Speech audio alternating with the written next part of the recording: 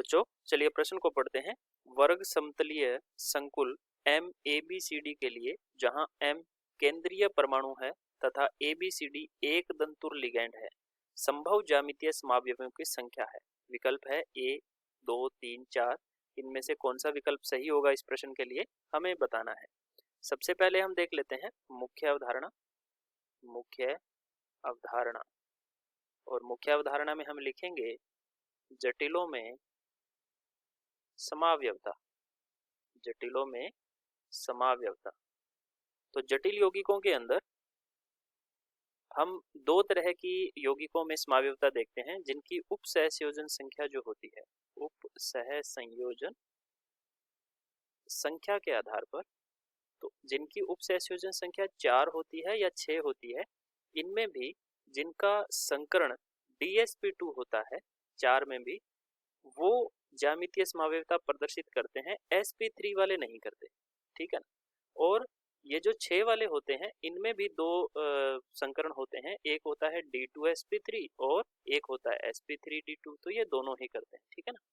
लेकिन हमें इसके बारे में पूछा गया है कि DsP2 संकरण हो तो जो वर्ग समतलीय संरचना जिनकी होती है, वर्ग समतली, तो हमें यौगिक भी दे रखा है कि वर्ग समतली एक यौगिक है जिसके अंदर केंद्रीय धातु परमाणु के साथ साथ ABCD ये 4 एक दंतुर लिगैंड जुड़ी हुई हैं। तो इसके अंदर हमें कितने ज्यामितीय समावयवी प्रदर्शित होंगे या कितने ज्यामितीय समावयवी मिलेंगे। चलिए हम देख लेते हैं।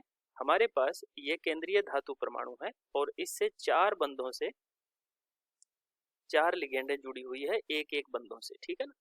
तो ये एक विशेष प्रकार की स्थिति है जिसके अंदर 3 समावयवी बनते हैं। कैसे बनेंगे?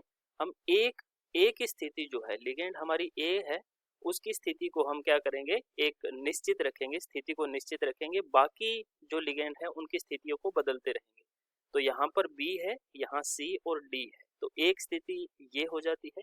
दूसरी स्थिति ये हो जाती है कि A के साथ में B यहाँ पर बिल्कुल विपरीत दिशा में आ जाए, C यहाँ जुड़ जाए और D यहाँ जुड़ जाए। ठीक है। और तीसरी स्थिति ऐसी बनती है कि A के साथ में B यहाँ जुड़ा हुआ है और C यहाँ पर अगर D जुड़ सकता है और यहाँ C जुड़ जाए, तो ऐसी भी स्थिति हो सकती है। तो जब ऐसी स्थिति होती है तो इस स्थिति के अंदर ये 3 समावयवी संभव हो रहे हैं, ज्यामितीय समावयवी, है ना। तो 3 समावयवी में ये जो पहला और तीसरा है, ये हमने कितने समावयवी बनाए हैं? 3 बनाए हैं। इनमें जो पहला और तीसरा समावयवी है ये समकक्ष हैं, तो हम लिख लेते हैं पहला और तीसरा समकक्ष रूप है। और जो सेकंड हमारी दूसरी संरचना है वो विपक्ष रूप कहलाता है इसका। यहाँ पर हम एक स्थिति को निश्चित रखेंगे, तीनों में ही एक स्थिति को निश्चित रखेंगे और B के आधार पर हम इसको समकक्ष या विपक्ष कहेंगे। तो पास पास वाली स्थिति पर B आ जाता है, कोई भी एक, है ना। C को भी रख सकते हैं, D को भी रख सकते हैं, कोई एक को। हमने B को रखा तो B के आधार पर हमने इसको समकक्ष और विपक्ष में निर्धारित कर लिया कि B पास पास वाली स्थिति पर है तो समकक्ष रूप हो जाएगा, और B अगर विपरीत वाली स्थिति पर है तो यहाँ पर कौन सा हो जाएगा? विपक्ष रूप हो जाएगा। ठीक है। तो कितने समावयवी बन रहे हैं? 3 बन रहे हैं, जो विकल्प संख्या C में है। आशा करते हैं आपको समझ आया होगा। धन्यवाद।